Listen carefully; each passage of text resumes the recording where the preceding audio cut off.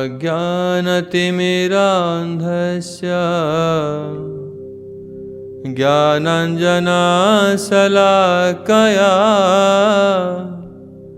चक्षुरुन्मीलितं येन तस्मै श्रीगुरवे नमः।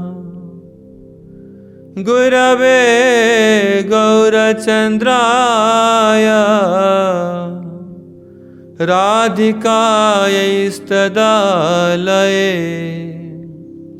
कृष्णाय कृष्णभक्ताय तद्भक्ताय नमो नमः।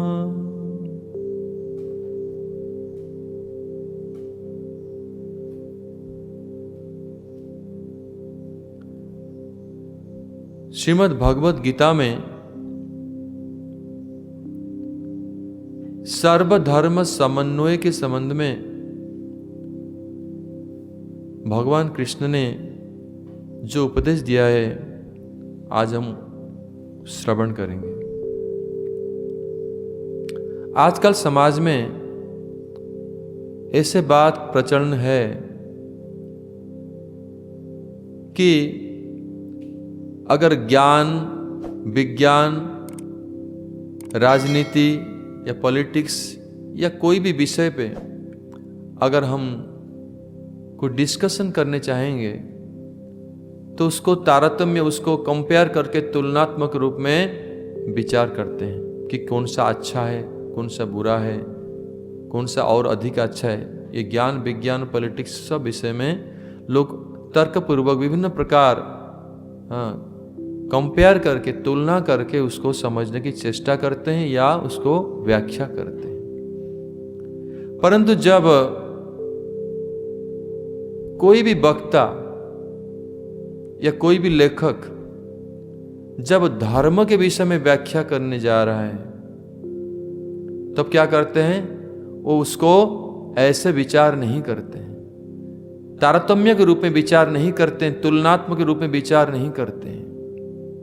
क्यों नहीं करते हैं? क्या उनके अंदर में एक भय है कि अगर धर्म के विषय में हम तारतम्य करने जाएंगे या तुलना करने जाएंगे, बहुत प्रकार के धर्म अभी संसार में, जगत में प्रचलन है, उसमें क्या होगा न संप्रदाय संप्रदाय के बीच में विवाद हो जाएगा, समाज में अशांति फैल जाएगा। इसलिए इस भय से संकोच करते हैं, धर्म के संबंध में वो लोग तारतम्य रूप में विचार नहीं करते। इसलिए लोग धर्म विषय में अंधा है। वो लोग नहीं समझते कि वास्तविक कौन सा सही है, कौन सा नहीं है। क्योंकि जो लोग बुद्धिजीवी हैं, जो तथाकथित जो व्याख्याकार हैं, वक्ता हैं, इसको तुलनात्मक रूप में उसको व्याख्या नहीं करते हैं या प्रचार नहीं करते हैं। डर है समाज में विवाद हो जाएगा, और धार्मिक विवाद हो जाने से समाज का उन्नति नहीं होगा, डेवलपमेंट नहीं होगा। इसलिए जितने भी पॉलिटिकल लीडर हैं वो ऐसे अपना वक्तव्य को रखते हैं ताकि सब लोग को यह अनुभव होगा हम लोग ठीक हैं, ऐसा हम सब धर्म ठीक हैं, जो कुछ कर रहे हैं बहुत ठीक है। चाहे वो ठीक नहीं है फिर भी उसको ठीक रूप में दिखाते हैं कि समाज में क्या करते हैं ना, उसको कुछ मैत्री स्थापन करने के लिए, साम्य स्थापन करने के लिए चाहते हैं। इसलिए वो लोग के विचार में अगर धार्मिक विवाद हो जाएगा, सांप्रदायिक विवाद हो जाएगा तो हमारा सोसाइटी डेवलप नहीं करेगा, उन्नति नहीं करेगा, जगत भी डेवलप नहीं करेगा, दुनिया में कुछ ही हम लोग विकास नहीं कर पाएंगे। ये विचार है।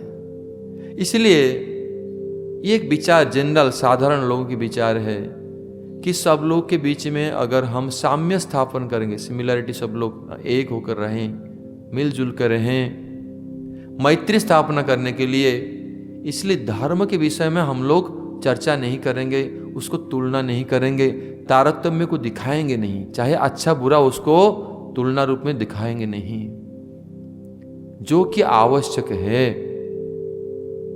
तो लोग क्या कहते हैं कि समन्वय स्थापन कर लेंगे, किस प्रकार समानता दिखा देंगे, जो विषमता है, जो कमी है, उसको छिपा करके साम्य स्थापन करने के लिए, समन्वय स्थापन कर देने से क्या होगा ना, समाज में शांति स्थापन होगा, परस्पर बंधुत्व स्थापन हो जाएगा, देश देश में, कम्युनिटी कम्युनिटी में क्या होगा ना, फ्रेंडशिप, बंधुत्व स्थापन हो जाएगा, भातृभाव स्थापन हो जाएगा। जैसे देखते हैं कि राजनीतिक क्षेत्र में तो सब अलग अलग पार्टी हैं, दल हैं, वो लोग अपना अपना नीति है।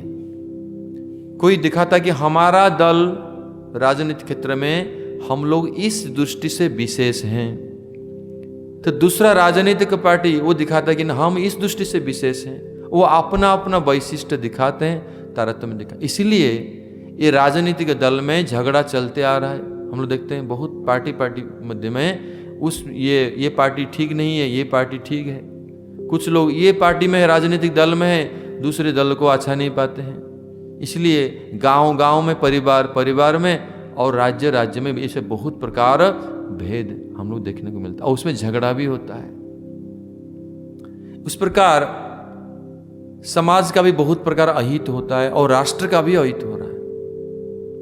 इसलिए धर्म संबंध में लेकिन हम लोग विचार करें तो धर्म संबंध में ऊंच और नीच, कौन सा श्रेष्ठ है कौन सा नहीं, अगर इसको विचार करने जाएंगे तब क्या होगा न, संप्रदाय के बीच में झगड़ा हो जाएगा, बहुत प्रकार भेद हो जाएगा, झगड़ा हो जाएगा, और बहुत प्रकार समाज में बहुत विशृंखला हो जाएगा, डिस्टर्बेंस हो जाएगा। लेकिन ये संबंध में भगवान क्या कहते हैं भगवत गीता में? एक भगवत गीता समस्त ज्ञान का आधार है, सब प्रकार जगत के कल्याण के लिए भगवान ने भगवत गीता कही है। तो उसमें भगवान क्या कहते हैं, और भगवत गीता को जो अनुसरण करने वाले जो रूपानुगो प्रामाणिक गुरु साधु, इन लोग की मत क्या है इस विषय में? तो हम लोग की ये मत है, जैसे ज्ञान और धर्म विषय में तारतम्य मूलक विचार, तुलनात्मक विचार की आवश्यकता है, उसी प्रकार धर्म के विषय में भी समन्वय मूलक विचार आवश्यक है। अर्थात समन्वय के अर्थ क्या है? साधारण विचार में समन्वय माने समानता स्थापन करना, लेकिन वैष्णव परिभाषा में, शास्त्र की परिभाषा में समन्वय अर्थ क्या है? सम्यक अन्वय, अर्थात वाक्य को व्युत्पत्ति करके जो वास्तविक की कौन सा सही है।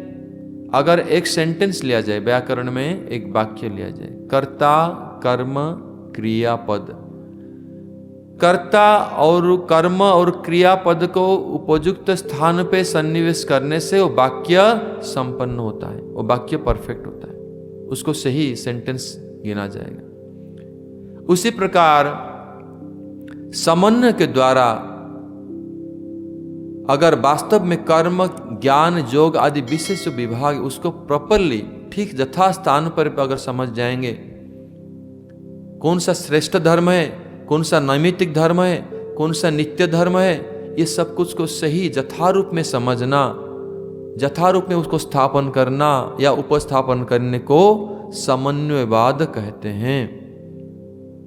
अगर समन्वय करने के समय में हम लोग ये विचार करना भूल जाएंगे कौन सा अच्छा है कौन सा बुरा है, कौन सा चेतना है कौन सा अचेतन है वस्तु, कौन सा हीरा है डायमंड है और कौन सा कोयला है अंगार है, कौन चोर है कौन साधु है, कौन सा न्याय है कौन सा अन्याय है, अगर ये विभेद नहीं करेंगे हम समन्वयवाद करने के समय में, सबको एक तराजू में तोलेंगे, सबको एक कर बैठेंगे, फिर विचार कहाँ रहा?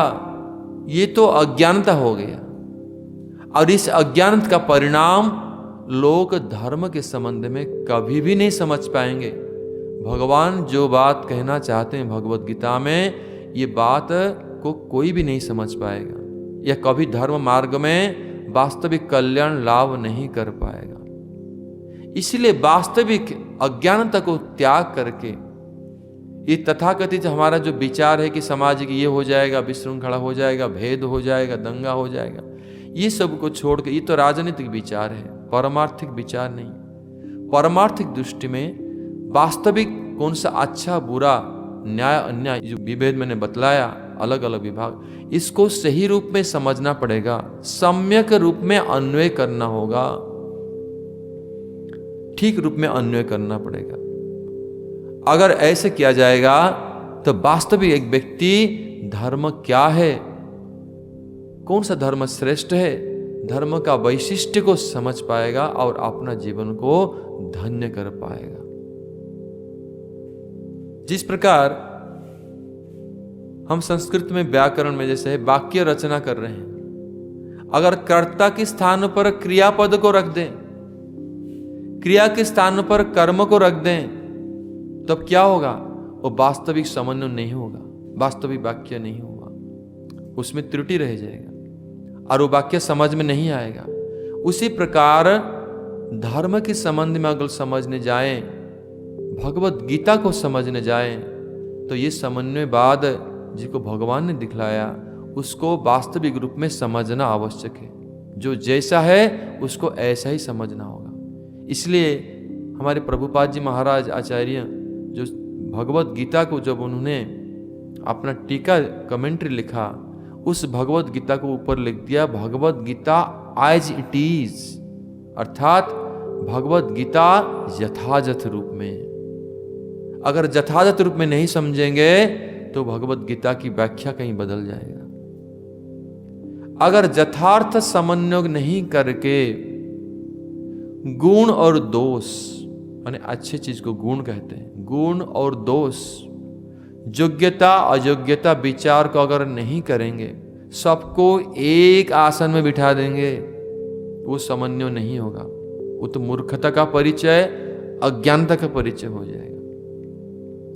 कोई व्यक्ति असंतोष हो जाएंगे, क्योंकि अभी सभी लोग जो प्रचार करें तथाकथित व्याख्याकार, पंडित, विद्वान, कहीं ना कहीं स्वार्थ युक्त हैं। उनकी प्रचार, उनकी व्याख्या, उनकी लेखनी, सब कुछ वो स्वार्थ में क्या है? प्रतिष्ठा की भय से कि प्रतिष्ठा मुझे नहीं मिलेगा, मेरे जो ऑडियंस है, मेरे जो पाठक हैं, रीडर हैं, वो असंतोष हो जाएंगे, इसलिए सबको संतोष करना ही मेरा उद्देश्य है। इस उद्देश्य में अगर वो प्रचार कर रहे हैं या व्याख्या कर रहे हैं या वक्तव्य रख रहे हैं, तो क्या करेंगे? सबको संतुष्ट करने की चेष्टा कर रहे हैं। वो वास्तविक समन्वयवाद नहीं है, वो वास्तविक समन्वय नहीं है।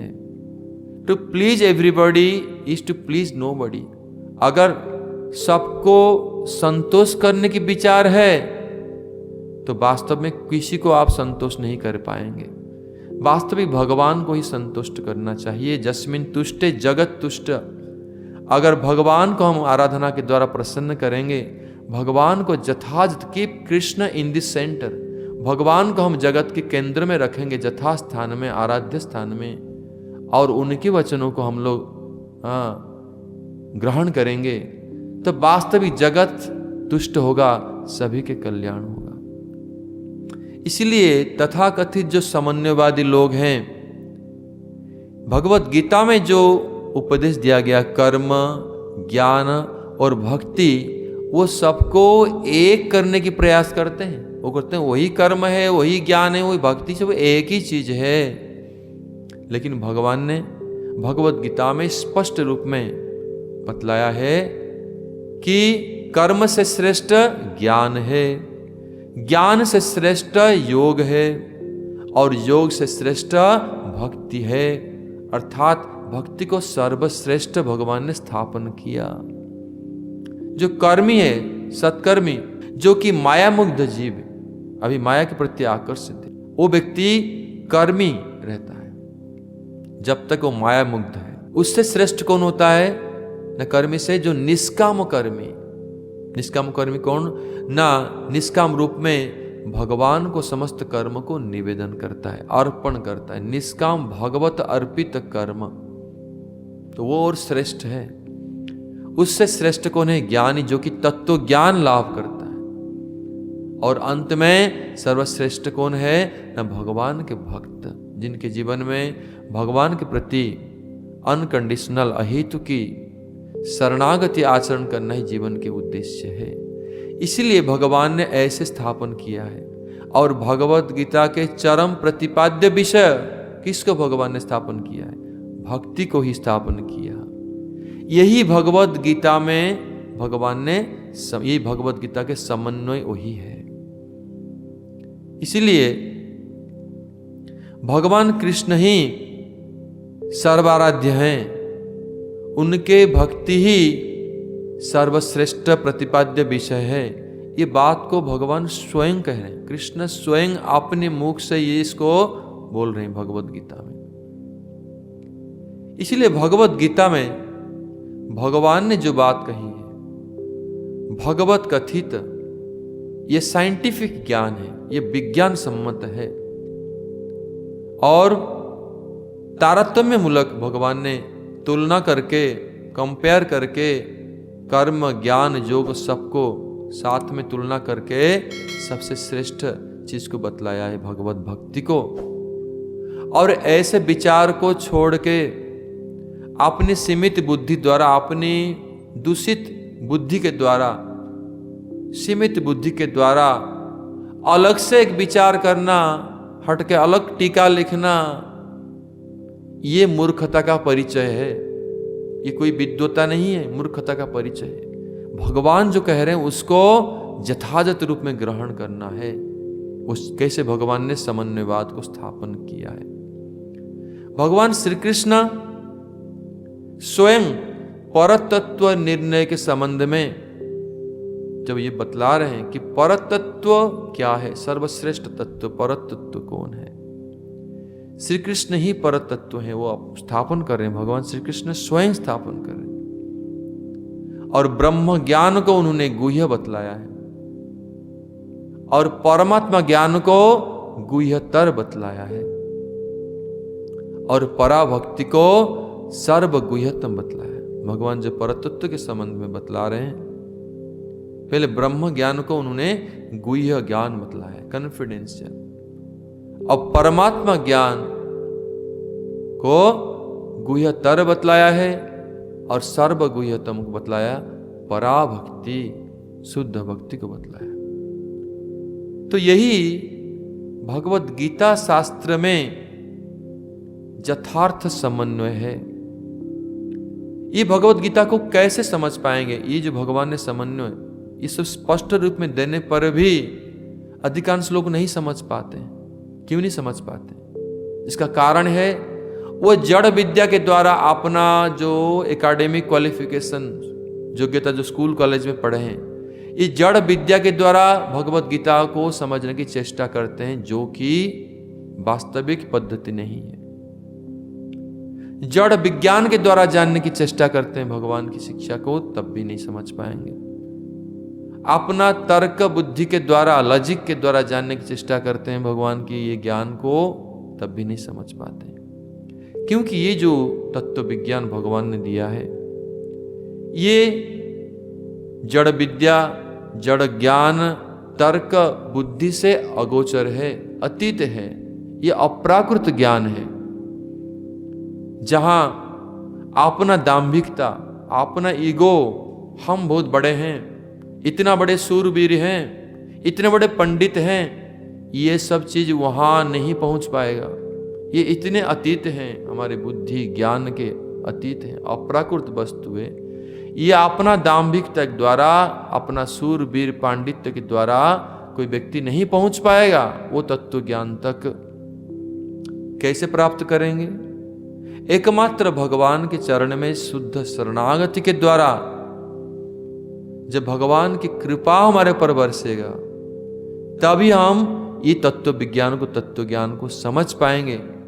भगवान ने जो समन्वयवाद बतलाया, वास्तविक समन्वय क्या, वो सब समझ पाएंगे।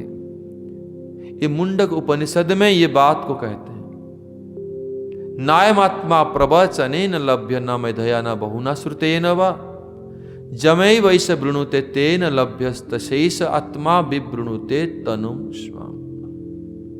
भगवान के चरण में कोई शरणागत होगा तो भगवान कृपा करके तनु ये शरीर धारण करके अर्थात सदगुरु के रूप में प्रकट होंगे और उनको इस तत्व ज्ञान को कृपा करके बतला देंगे। नहीं तो प्रवचन के द्वारा, अपना मेधा बुद्धि ज्ञान के द्वारा ये भगवत तत्व विज्ञान को कभी नहीं समझ पाएगा। वही बात को भगवान स्वयं भगवत गीता के 10वें अध्याय 10वें नंबर श्लोक में कहते हैं, तेषाम सतत युक्तानाम भजतांग प्रीतिपूर्वकम ददामी बुद्धि योगम तम जेन मांग उपजानते थे। भगवान कृष्ण के साथ सतत युक्त होकर कोई प्रीतिपूर्वक कृष्ण के भजन कर रहा है, भगवान कृपा करके उनको शुद्ध बुद्धि प्रदान करते हैं, जो बुद्धि के द्वारा वो भगवान को समझ पाएगा और दूसरे उपाय में नहीं समझ पाएगा। इसलिए यही मार्ग है और भगवान की कृपा गुरु साधु के माध्यम से हमको प्राप्त होता है। और उस कृपा के द्वारा भगवान जो समन्वयवाद स्थापन किया, जो सर्वधर्म समन्वयवाद है उसको स्थापन किया, उसको समझना होगा। वास्तविक रूप में भगवान ने क्यों, उसमें जीव का कल्याण होगा जगत में। अगर वो धर्म को नहीं समझ पाएगा तब अज्ञानता में रहेगा, और जितने भी समस्या जगत में है धर्म को लेकर इसलिए है क्योंकि अज्ञानता है। तो वास्तविक समन्वयवाद को समझ जाएगा कौन श्रेष्ठ है, जिसका अपने अपने स्तर है, कौन सा कर्म, कौन सा ज्ञान, कौन सा योग, कौन सा भक्ति, कौन सा शुद्ध भक्ति, कौन सा उत्तम भक्ति, कौन उत्तम भक्ति के द्वारा भगवत प्रेम प्राप्त करेंगे, ये सब कुछ को स्पष्ट रूप में समझ पाएगा और अपना जीवन में इसको अंगीकार करके वो सिद्धि तक प्राप्त करेगा, तब उनका जन्म सार्थक होगा, अन्यथा नहीं। हम इन्हीं शब्दों के साथ अपना वक्तव्य को विराम देते हैं। जय ग्रंथराज भगवत गीता की जय, कृष्णचंद्र भगवान की जय, रूपानुगाचार्य शिल गुरुदेव की जय, रूपानुग गौड़ीय गुरु वर्ग की जय, समागत भक्त वृंद की जय, निताय गौर प्रेमानंदे हरि हरि बोल। हरे कृष्ण कृष्ण कृष्ण हरे हरे, हरे राम राम राम हरे